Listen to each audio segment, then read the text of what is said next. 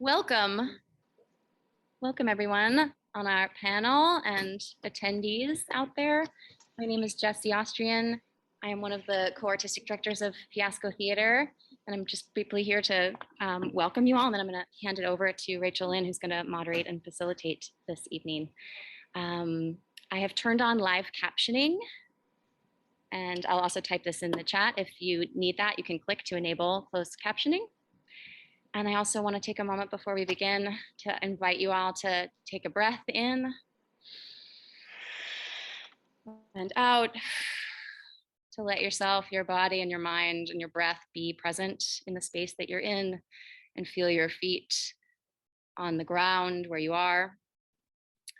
And I'm going to take a moment to acknowledge that I am currently in what is currently known as Manhattan, New York, on the ancestral land of the Lenape people, and take a moment to acknowledge the Indigenous people, past, present, and future, who have stewarded this land and continue to steward this land. We do this looking back to the past so that here in the present, together, we can imagine and create more just and equitable futures as teachers and students and storytellers. And I also would like to acknowledge that this virtual space on which we are gathering tonight, Zoom, is headquartered in what is now known as San Jose, California, which is the ancestral unceded lands of the Tamien and Ohlone people. And I do that to remind us that this space in which we are gathered, which can feel like it happens in the ether, is actually made possible because of very real land and the people that steward it. And that this work, even if it is not happening, doesn't feel like it's happening on physical ground, is because of land and our connection to it and our responsibility to this land in which we live and its climate and the future. And special thanks to Tara Moses and Groundwater Arts and Unsettling Dramaturgy for that Zoom land acknowledgement language. Thank you all so much. I am going to pass it over to Rachel Lynn to get us started. Hi everyone, I'm Rachel Lynn. I use she, her pronouns. I'm based in Brooklyn, New York. And I would love for everyone to just, who's on the panel right now, to go around and introduce yourself, your pronouns, where you are, and how you are affiliated or associated with Fiasco. If you're a student, what programs you've been through, and if you're a teacher, what you're teaching. So I'll just start by saying I first saw Fiasco Cymbeline many years ago, and then I studied with Ben and Ben and Paul in a weekend workshop. Then I did the FTI for 2 weeks with Jessie and Noah, and then I did the 6-week conservatory. So I will pass this on to Gabrielle, and we will go on from there. Hello, everyone. My name is Gabrielle Neumann. I use he, him pronouns. My relationship to Fiasco, I actually first met them on stage. I was watching them on the audience at Merrily We Roll Along, the musical. And then I actually did a workshop with Mr. Zach Fine, who's here with us, a clown workshop. And then later he told me that Fiasco would have this conservatory and that I should maybe, get to know them. And then that's how everything started. And I'm an alumnus of the 6WC, yeah, the 6-week conservatory. And I'm gonna pass it on to Kelly. Thank you, Gabrielle. My name is Kelly Letourneau. My pronouns are she, her. I found my way to Fiasco by doing a workshop with Ben on Shakespeare's Verse, I think back in 2017. I also did a clown workshop with Zach before, taking the plunge and doing Fiasco's first ever 6-week conservatory. I'm a very proud alum. And I will pass it on to Tamaisha. Hey everybody, I'm Tamaisha. I use she, her pronouns, and I'm currently based in New York City, so the land of the Munsee Lenape people. And I was brand new to Fiasco via the 6-week conservatory and couldn't have been a better decision. So I would like to pass it to Kristen. I was trying to look up quickly because I am currently not in New York, and I was trying to look up exactly the land in which I'm inhabiting, but I'll find it out and put it in the chat later. My name is Kristen Fulton. Pronouns are she, her, hers. My first introduction to Fiasco actually came by way of a very good friend of mine, Ashley Renee Thaxton, who sang Fiasco's praises when we were together in grad school and took me to see my first Fiasco show. Then I took the FIT 2-week sneak peek, I guess, or intensive, not intensive is the right word. And then I came back and I was a sort of an apprentice to Liz Hayes as she was teaching in the 6-week conservatory, and have now joined the Fiasco family, which is exciting. And passing it over to you, Zach.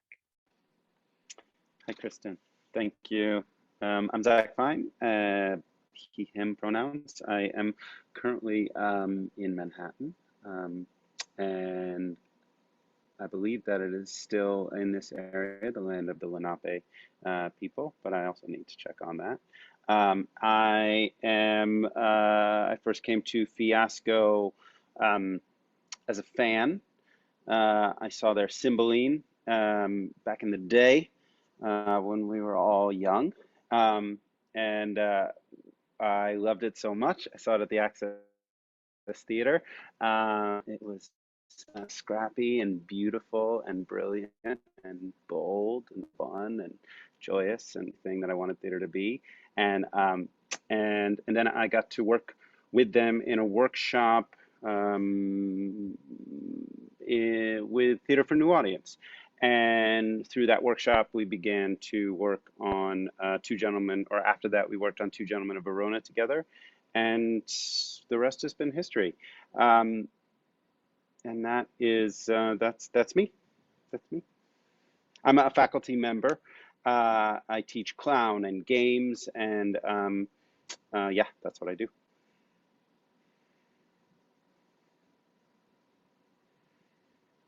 And I guess I'm passing it back to Rachel. Oh, let's hear from Jessie. Jessie, do you want to introduce what you teach? Oh, sorry, Jessie. Yeah, no worries. I'm Jessie. I use she, her pronouns. I'm one of the founding co-artistic directors of Fiasco, and I teach text and scene study and rehearsal. Okay, amazing. So that's everyone. So I guess I'll start out by asking Jessie, as one of the co-artistic directors of Fiasco, how did the 6-week conservatory and now 9-week conservatory come about? What was the idea behind it, or yeah? Yeah, well, from Fiasco's founding, which is 12 years ago now, training has always been the sort of second pillar of what we do and what we care about, along with performance. The founding company members all met in graduate school at the Brown Trinity Rep MFA program, which is a really porous program between performance and training, because there is a rep company at Trinity Rep, and many of the rep company are the teachers. And as students there, we got to work with our teachers in performance mode and in the classroom. It's also a really collaborative program, and why I chose to go there at the time was that it was one of the only programs where, as an actor, you can also take directing and writing, and that there's an interdisciplinary nature and sort of like many hat wearing multi-hyphenate artist mentality. And when we got out of school, we really missed working in that way. And part of what we connected about was talking about pedagogy and what makes effective rehearsal, and how to set up a space to allow artists to rehearse well and rehearse with actors having maximum agency in the room. And so we just talked a lot about that in the early days, and from the very beginning started offering some classes, because some colleagues that Ben was working with in another teaching capacity said, hey, I want to take a class with you. And so he brought in Noah to co-teach a class, which is also something that has been true from the beginning, as we tend to like to co-teach, to sort of have a dialogue as opposed to one sort of vision. and invite students into a conversation. And so that from the beginning has been something we've always wanted to offer. And from very early on, we started offering the free training initiative, which is a sort of primer, a 3-week, but part-time, 2 or 3 week, very part-time sort of intro to Fiasco's rehearsal technique. And it's offered completely free of charge, because that's the other thing that's been true from the beginning, is that in looking at the training model in New York City, we felt like it was largely broken, because in order to, pay teachers and pay for a space, it costs money to train. And yet young emerging artists are the people who can least afford to do that. And so very early on, we said, we want to turn that upside down. And we want to fundraise for this separately so that we can offer training totally free to students, so that it can be a space to take risks and fail big together and create community. And so that we wouldn't have to feel like we're falling into a sort of transactional model where, in order to make it feel like it's worth your money investing in this class, then like there'll be a casting director who comes in at the end or whatever. You know what I mean? We wanted to try to the best of our ability to take the transaction out of it so that it could really be a space for growth. And we've really, really loved doing that and loved learning from our students. And I think it's made me a better teacher and a better artist. And so we've wanted to grow the training side. And that's our big goal, is eventually someday we would like to have like a 1-year conservatory that is accessible and affordable, and gives students a real like year's worth of immersive experience in this sort of actor-driven technique for effective rehearsal. And so the conservatory program is like some steps along the way, a full-time program, so that students can really engage with these questions, and that there's more time than in a part-time program to start to disorganize and think of a new way of making work that centers the actor and prioritizes community and connection and collaboration. Amazing. Thank you for sharing all that. Now, just thinking about who this program is for, I want to talk to the alum about what drew you to the program and why you decided to take the plunge once you were accepted, or why you decided to apply in the first place, and what your thoughts were behind that. So does anybody feel like tackling this one? Maisha. Hey, so I always felt like things always happen at the right time for the right reasons. And before I discovered Fiasco, I was feeling a little stuck in my craft because, I studied theater in college, and I had attended a conservatory here in New York City before. And at the time that I applied, I was actually just taking ongoing acting classes from, either like my faculty or just like random, casting director sessions. I was doing like the whole 9, just trying to stay in my craft, also stay hip to what's currently being offered, what's currently being looked at, what's the current standard. I was just like all over the place. And what made me decide to apply for Fiasco was I just wanted a place where I could just let go of all of the external factors about my art and my craft. And I just wanted to be with a group of people that also valued the craft so much. And I just wanted to, I feel like with New York, it's expensive to live here, but it's also expensive to study here. So I knew that by applying to Fiasco, I would not be able to work. And I was okay with that. I was like, I want to let everything go so I can just specifically focus on the one reason why I moved here, which is to act and to be an actor and to learn more about myself when it comes to my art. And so when I saw Fiasco, I saw that it was just like a full-time immersive experience. And I was like, you know what? I like this. So let me give it a shot. And I looked up, Noah, Jesse, because I didn't know anything about Fiasco. I didn't see Cymbeline. I didn't see a lot of the productions that other people saw. But what I did see was a group of people who were passionate about, just the craft, but also about other people. And I just knew, I don't know how I knew, but I believe in God, and God never steers me the wrong way. I just knew that I would be in a space where I would be able to connect with other humans, because another big part of what I was searching was community. I wanted a place where I can go to for not only to learn and grow, but also for support, because it can be incredibly isolating to be in a big city like New York, trying to study acting and feeling like, you're all alone. So that's why I decided to apply. Gabrielle. I just want to piggyback on Tamasha's words, because I also feel like a lot of my intention for joining the conservatory was to find community and find a place where I could just, immerse myself into theater making. And I felt like ever since the audition room, I felt something different when I entered that room and I saw our directors' faces and the way that they received me. I felt really, it was different. That was my whole feeling throughout the conservatory. What we were doing there had this quality of presence and discovery that is so rare to find. And yeah, that motivated me to join, and I'm so glad I did.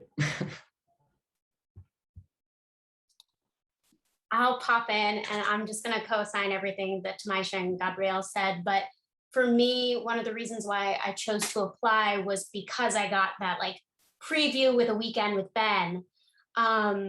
Because what he taught in that weekend, he taught so lovingly, and it was like a gift. His teaching was a gift.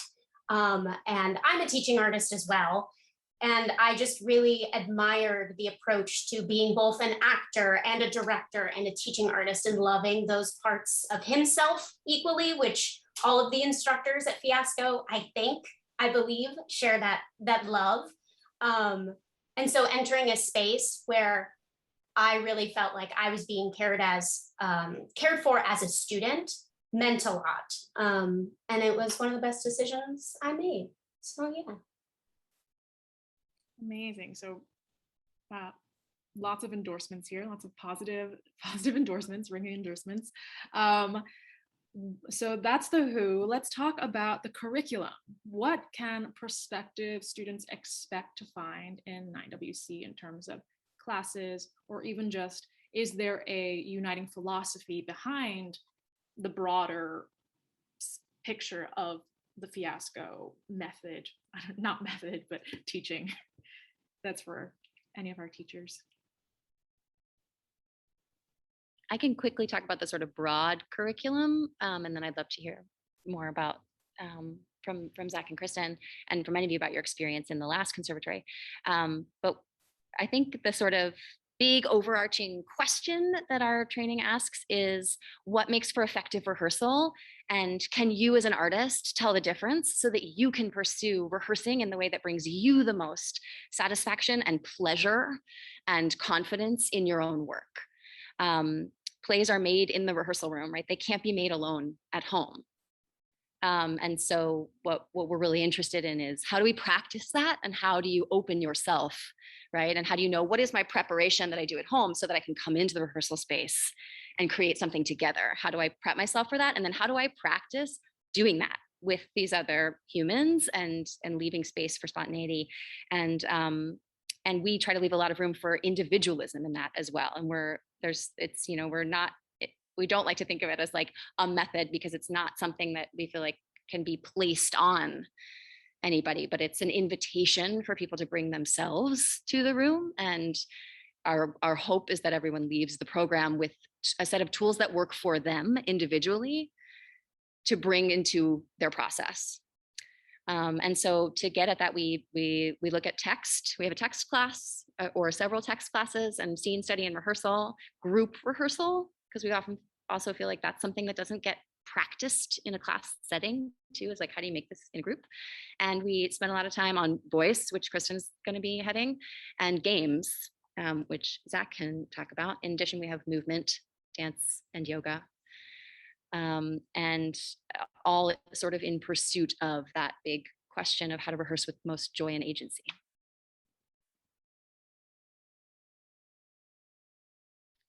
I'm going to jump in here through the lens of voice. And I also say voice and speech because they really do work hand in hand. We often judge ourselves by the sound of ourselves, as opposed to allowing ourselves to live in the moment in which we are in and existing through that truth. And really a lot of that has to deal with breath, allowing ourselves to breathe in and out every action and reaction and moment. And so we'll look a lot at that. I've been really blessed in my training to have incredible voice teachers who really have expressed in the clearest possible way that you are more interesting than anything you could potentially possibly pretend to be.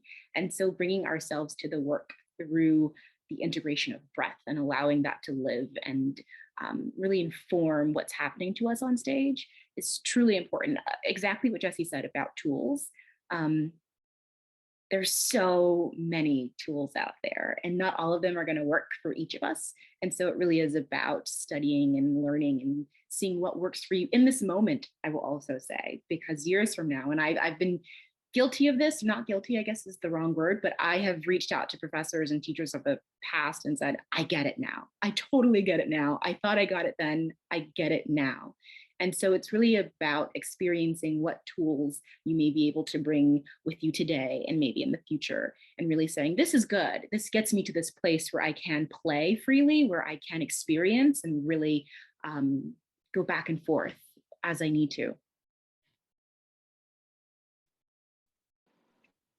Well, that's a perfect segue because to make plays, you have to play, and you can't make plays without play. And to be an actor is hopefully to be somebody who likes to play. And at its foundation, at its root, that's what we're doing. We're playing pretend.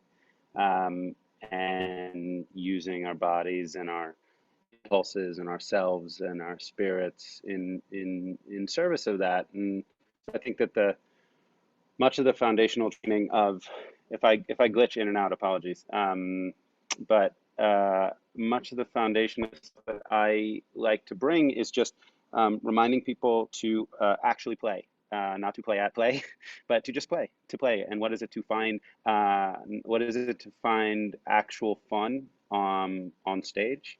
What is it to? Because play puts you undeniably in the present. When you play a game, you're just playing the game, and theater is foundationally a game.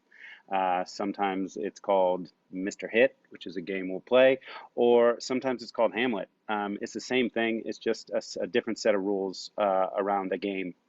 And so along with that is the clown work, which is fundamentally about building a relationship to an audience. And what happens to you in front of an audience? What happens to you when you're up in front of people? And how do you harness that energy and utilize it for good as opposed to for bad? So how do you take that energy and find fun with it, find abandon with it, and what do you discover about yourself in front of an audience? And often that will lead to hopefully some discoveries about yourself as an actor in front of people every night, because that's what you signed up to do. Amazing. Thank you. And I love that, Kristen, you brought up tools, because that was also a great segue for me. I would love to ask our students, our former student, our alumni, what is one tool that you walked away from 6WC from that you found useful, or you're still using, or has changed your practice in some way? Tanisha. Did you call my name?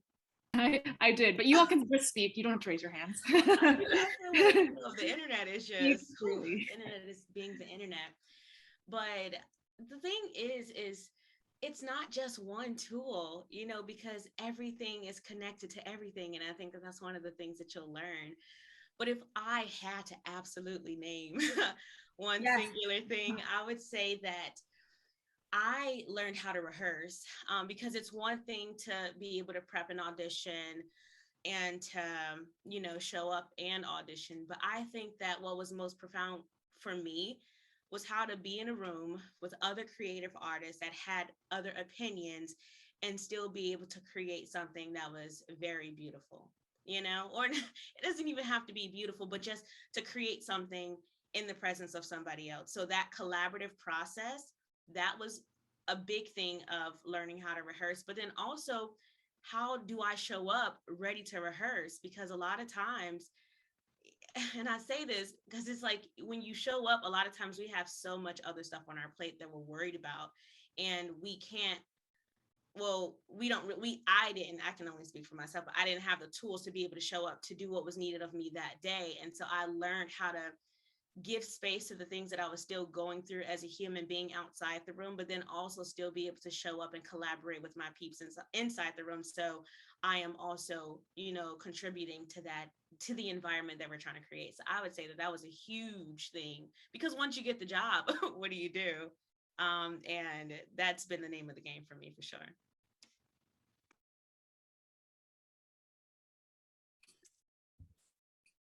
For me, to be honest, I think what changed in my perception after the conservatory was my relationship to the text. Actually, this is something that strikes me, and I still think about it. I feel like after the whole experience, the way that I face a play or a character or something is different, because of the tools, if we can call them like that, because of the tools that Fiasco gave me or taught me.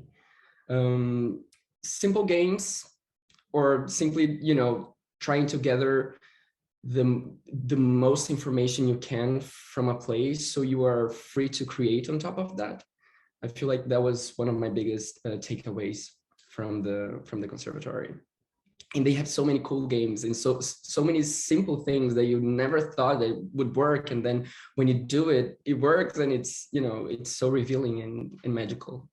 It's really, really life-changing. I will agree with that the games just like unlock so many things. And I think in addition to the games, something that I carry with me is allowing myself time whenever I approach text, so that I can really ask questions and interrogate it and really mine what the human experience of the scene is. It sounds simple to say it out loud, but it's like quite radical to open a Shakespeare play and be like, but what's actually happening? Like, the language is beautiful, like there are high stakes, these people are feeling their feelings, but like, what is that human moment? So yeah, allowing time and asking questions and letting curiosity lead are like life lessons that I continue to unpack. Like, it's been almost 2 years, but like I feel like I'm going to be unpacking these for the next 20. So yeah. Yeah. See, I told you I couldn't just name just one, but I feel like I would be remiss if I didn't say this. So speaking of tools and games, I would have to say that another big thing for me has been presence and life force, because there's an element of when eyes are on you, what do you do and how do you wield that power?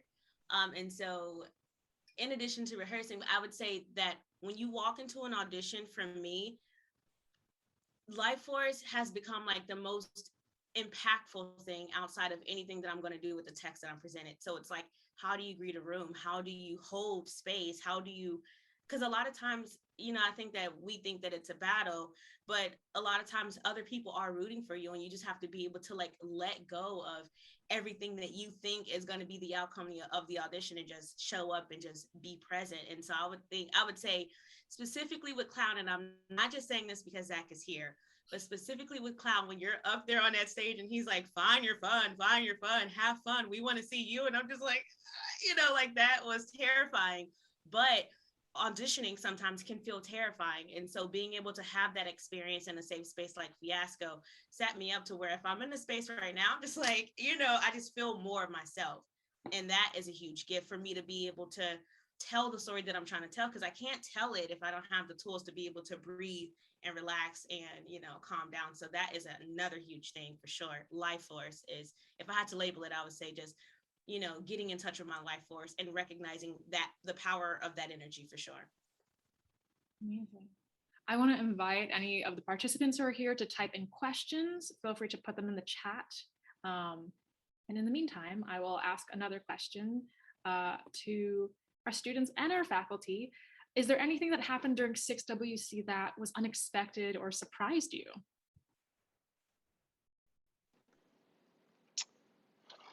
Well, I think that I I think that I think that perhaps I think we went into it with confidence, but it was the age, so know how it was. Am I not am I coming through? Um, but we didn't know how it was gonna go, and I think the fact that it went like that we just I just hats off to Jesse, Noah, and Ben for the company that they put together, um, because the ensemble was incredible. I mean, and that I think was just so inspiring. It was so exciting to go there to collaborate in that room with that group every time. And so it just was, as a teacher, sometimes, some days are better than others. And there was never a bad day uh, at the conservatory. It was always fun, and it was always like aggressively after it. Like, really like just like aggressive, unapologetic curiosity, unapologetic passion, unapologetic like risk.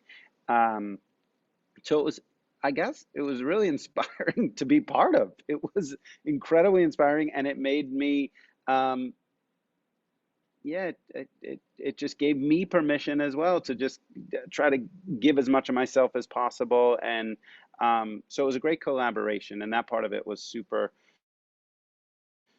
exciting and surprising. I mean, it was magic. It was magic in the room, and I guess it was just a reminder that the power of a good ensemble, there's nothing better. Uh, and it was an ensemble with, those of us who were called teachers leading exercises, but really in the spirit of ensemble. Um,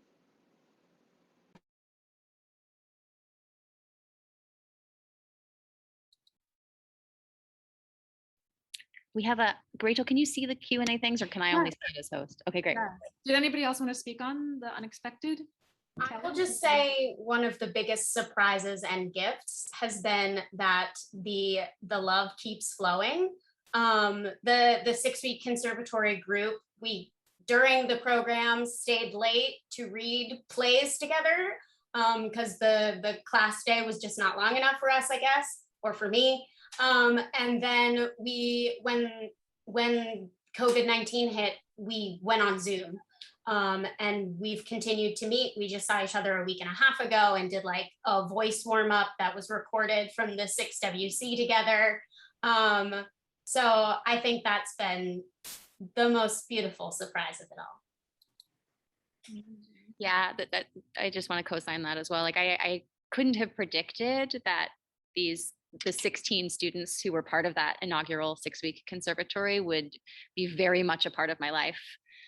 Almost 2 years or 2 years later, and invite me to a showing of an outdoor theater piece that they made a month ago that I got to come and witness as an audience member, which was just extraordinary. And I needed it in my soul so much to see this beautiful open rehearsal after so long in isolation and only on Zoom. And so it's really been it has been the gift that keeps on giving. That was fun. Okay, this is the question. I'm reading it now.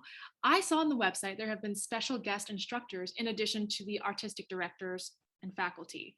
Who were some of the special guest instructors, if any? Good question. Is this, should we say who our special guest instructors were, or would you like to just talk about who may be in the new program?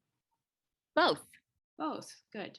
Yeah, I'll say people can go to our website, fiascotheater.com training, and the faculty that's been announced so far is listed there with their bios, which is Zach and Kristen, myself, Noah and Ben, Ashley Renee Thaxton, Devin Hawk, are the ones that have been announced so far. I also believe Navarra Novi Williams is coming back to do some movement. And then we're planning out the special guest instructors and additional faculty that will be there for 9-week conservatory. I have a feeling Catherine Armour may come back for an appearance, and she's a really wonderful Alexander master teacher who came and did some special guesting last time. Who else came by? And actually, sorry to cut you, Jesse, but just to add this to the conversation, that Catherine actually joined us in a few Zoom rehearsals throughout the pandemic, which was just unimaginable. It was amazing having her in our virtual room. So the love keeps flowing from all sources, and it's amazing. And I think, did we say Annie? We had Annie Piper as an instructor our year. Yep. We taught yoga. Yep, Annie and Liz, I think, will be back in some form in 9WC, scheduling TBD. Cool. And so that was our one very good question from the audience. Fabulous. So to the faculty, oh no, here's another question. Are there any age limits for participants? No, our only sort of requirements are that you are pursuing a career in theater in some fashion, and that you're not a full-time student anywhere else at the time, so that you have the time to be immersed in this. And we tend to think of this as a program for emerging artists, but that does not mean anything in terms of age. So there are no actual age boundaries. Great. Okay. So we're kind of running out of time. So I think to end, I will ask our former students, our alumni, if people get into the program, what is the one piece of advice you would give them to get the most out of it?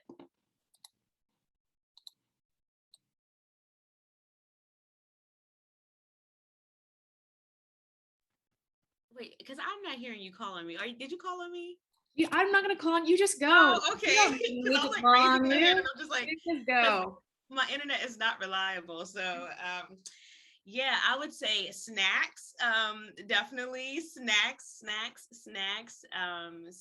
and also just an open heart. I will say, although I look back on my time with Fiasco very happily, and it was filled with so much joy and so much excitement, I was challenged, and I had to have a space for that. I had to have a space to be challenged, and also I had to put trust in the people that I was surrounding myself with, that the challenging was, was necessary for my growth, but also was coming from something that they could see in me that I could not yet see in myself. And so I think that if you go in with an open heart and you go in having done your work, because you have to do the work, like when you have assignments, when they're asking you to, self-explore in a very specific way, you have to do that in order to be able to really get from the program what you're seeking. And I think looking at it now, like, I am a much stronger person, but also a very stronger artist. And so I would say you have to have an open heart, an open mind. You have to be excited. So some excitement is always good. And snacks, please bring snacks and plenty of water.